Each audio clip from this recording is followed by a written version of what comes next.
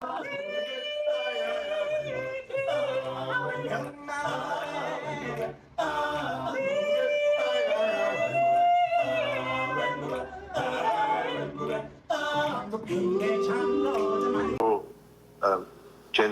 Mkhwanazi as our first witness and ask the Honorable Chair to administer the oath. Chair. Honorable Malema. Thank you very much, Chairperson. And good morning, colleagues and General. I don't understand on which basis do you want General Mkhwanazi to take an oath? Because before us, we have no statement of General Mkhwanazi.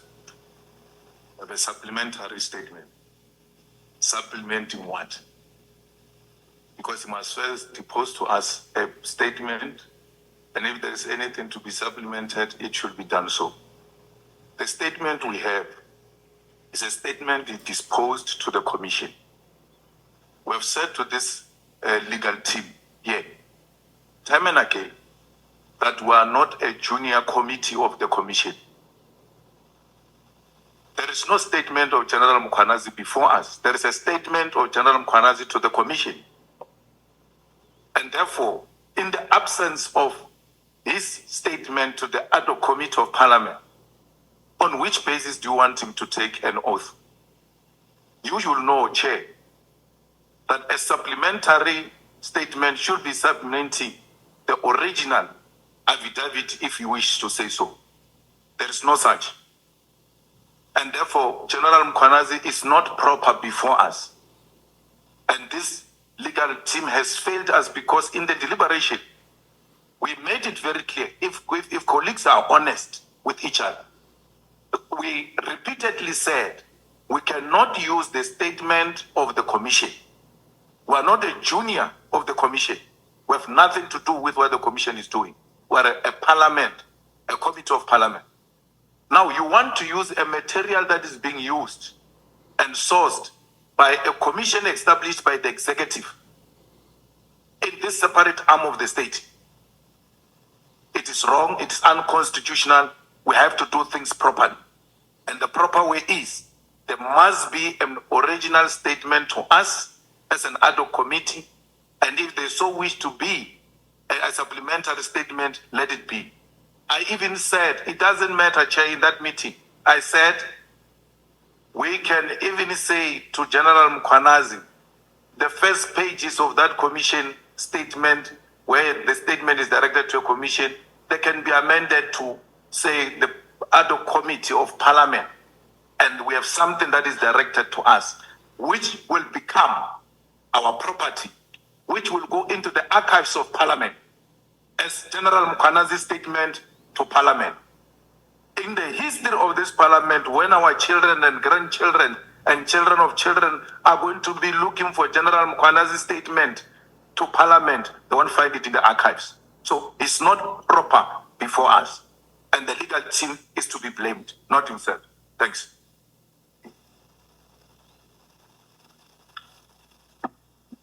Advocate Aransa, can you please clarify that aspect? Thank you, Honorable Chair, and in response to Honorable Malema. There is, with respect, a statement before this committee. The statement has now been sworn by General Mkhwanazi. We call it a supplementary statement because much of the factual background was covered extensively by the evidence leaders in the Madlanga Commission of Inquiry, and that is the 3 volumes you have before you, or 3.1 and 3.2, which contains General Mkhwanazi's statement and the annexes to that statement. At the Madlanga Commission, General Mkhwanazi gave evidence under oath, although his statement was not declared under oath. Judge Matlanga administered the oath and he gave his evidence under oath. And it would therefore be quite surprising that his evidence before us today would differ materially from the evidence that he has already given before the Matlanga Commission. I acknowledge what Honorable Malema is saying about us not playing second fiddle to the Commission, as it were. But the fact of the matter is this. After Parliament decided to appoint this ad hoc committee and the appointment of ourselves was finalized, the Matlanga Commission had also been proclaimed by the President that I engage with the evidence leaders for the Matlanga Commission. You engaged with the chairperson, Justice Matlanga, in relation to when General Kanazi could become available to us. Given your terms of reference, you will recall this committee insisted that this hearing can only commence by us calling General Kanazi first. So for a period of some 3 weeks or more, we were constrained or prevented from engaging with General Kanazi to take a statement from him because he was unavailable. He explained his unavailability to you, Honorable Chair, and to the committee, and asked to be excused. As soon as he concluded his evidence before the Matlanga Commission, he indicated to us that he was now available to be consulted, and which we've done. Our consultation covers the evidence and the statement that he gave at the Matlanga Commission. We've attempted in this supplementary statement to avoid repetition. Much of what General Kanazi has been heard by honorable members of this committee, by members of the public and the media. In fact, his statement was his redacted statement was also made available to the media. So that is the approach that we've adopted, Honorable Chair. Before I take the hands, I think what the honorable member wants to know is whether the sworn statement that General Mkhwanazi made at the Matlanga Commission, does it enjoy precedence over this? Because the understanding is that it is supposed to be an annexure to the statement that he has made with yourselves. No, Honorable Chair. This statement enjoys precedence, but it incorporates by reference the Matlanga Commission inquiry, and there are aspects in this statement where we will cross-reference what he said in the Matlanga. I hear what you are saying. What he's trying to say is that we have two institutions of government, Parliament and the Executive. And then Parliament has appointed an ad hoc committee. We have more or less a common list of witnesses.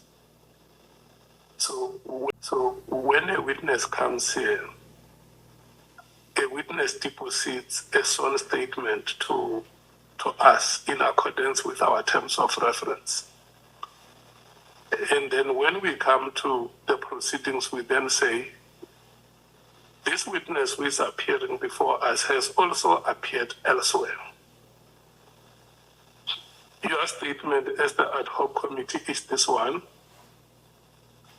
but for ease of understanding, there is this other statement which he would have deposited elsewhere for the interest of members. You can also read it. It's not compulsory.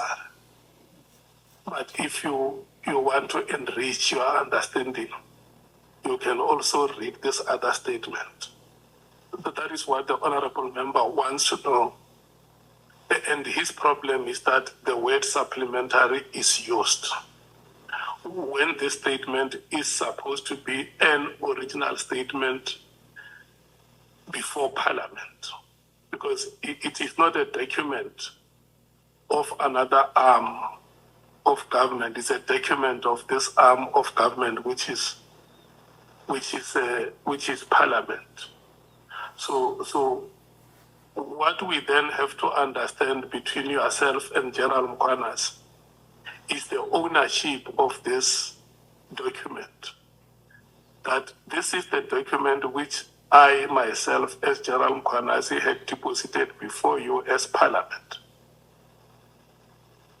And for the purpose of these proceedings, I can confirm that yes, this is the statement I made with yourselves. If there is any other statement made elsewhere, you can also go through it. It's available. But for the purpose of these proceedings, I confirm that the document before you is the document that I deposited with yourselves. Can we have that understanding? Well, there's no better person to answer that, Honourable Chair, than General Mkhwanazi himself. He can. Hence, I asked you if he to administer the oath. I will ask him whether this is an original statement that is made to this body. Yes, let me take the hands. Before I take you, Oscar, let me go back to Honorable Malema, because he's the one who raised this point. He may want to make follow-ups, and then the list will be in this order. It will be Honorable Malema, it will be Honorable Skosana, Honorable Nombalo, Honorable Ngola, and then Honorable Nwango. No, thanks, Chair. I think the evidence leader, and this is so unfair on General Mkhwanazi. If we had a way, we should have just asked him to step out so that we can debate this. The senior counsel can't say that. Can't say the first statement to us is supplementary statement. That coming from a senior counsel. That the first statement you make is called supplementary statement. What law are you teaching people? It's unacceptable, and we can't help them, Chair, to cure it here in front of cameras. He has to go back and do the right thing. Because even if General Mkhwanazi says, this is my statement to Parliament, but what is written on this thing is supplementary statement. You can't change it. It's here before us. You are going to call General Mkhwanazi before this committee without an original statement. Where have you ever had a situation where you are told the first statement to be disposed is supplementary statement? If we're to ask the senior counsel, where's the original statement? He won't produce it. So if this is the original statement, let it be. Let them go and correct it. So it serves here properly. And then we all proceed. And what makes it painful is that it doesn't matter whether colleagues want to do whatever they want to do. We debated this matter many times in this committee and emphasized that General Mkhwanazi will have to dispose a statement to the committee, even if it means cut and paste, as long as there is an original statement to the committee. So that answer doesn't even, General Mkhwanazi doesn't get involved anywhere. He was called, he was asked questions, he was being helped by evidence leaders on how these things can be done. So to invite him now and say, is this an original statement or not, it's incorrect. He gave them what they asked him to give them. If they were not satisfied, they were supposed to come back to us. Now, the legal team does exactly what we want when we appointed the legal team. That there's no legal team which is going to take decisions on behalf of this committee. Now, he goes and takes a decision that a supplementary statement will be an original statement and brings it here. and embarrass us in front of cameras like we are a group of people who don't know anything. He says General Mkhwanazi took an oath at Madlanga Commission, and therefore, because he took an oath at Madlanga Commission, because we do what Madlanga has done, why should he take an oath here? If that's how it works. He disposed the statement at Madlanga. His statement at Madlanga is the statement before us. We must accept that. We must also accept Madlanga's oath. Going to take an oath twice on the same statement. On the same statement. There's no law that says that. I might not be a lawyer, but I'm a lawmaker. Parliament must be an original document before the eyes of Parliament. But maybe what we must do is that before we adjourn to correct the typo, I'm going to ask respectfully General Mkhwanazi to confirm that the statement that has been made, I know that procedure. On a point of order, Chair. On a point of order. Yeah, can I finish what I'm saying? So on a point of order, Chair. When you call the point of order. No, it's on a point of order. We are about to mess up. On a point of order. Okay, point of order taken. There is no General Mkhwanazi before this committee. He's not here until we've satisfied his appearance before us. It is procedurally wrong. Because once you talk to him, the first thing he must do, the first step he must do is to take an oath. Is to take an oath. Then, only then, he's before us. In the absence of the oath,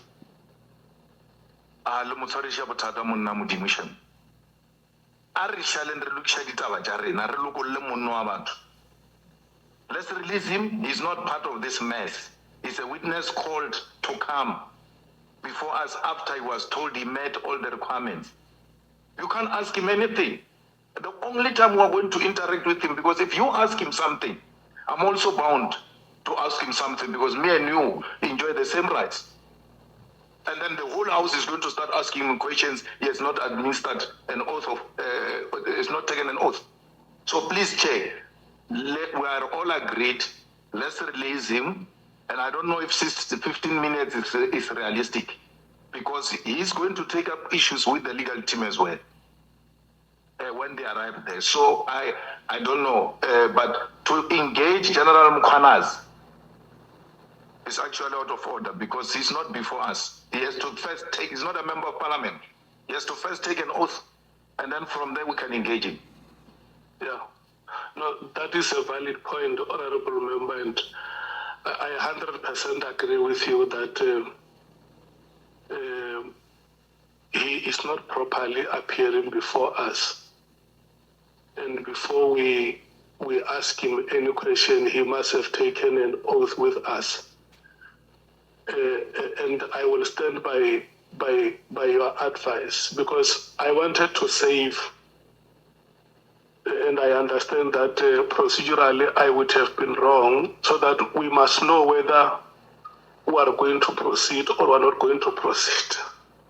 Because for us to proceed is only if we can know whether what is contained in this document that is before us is what he's going to agree with.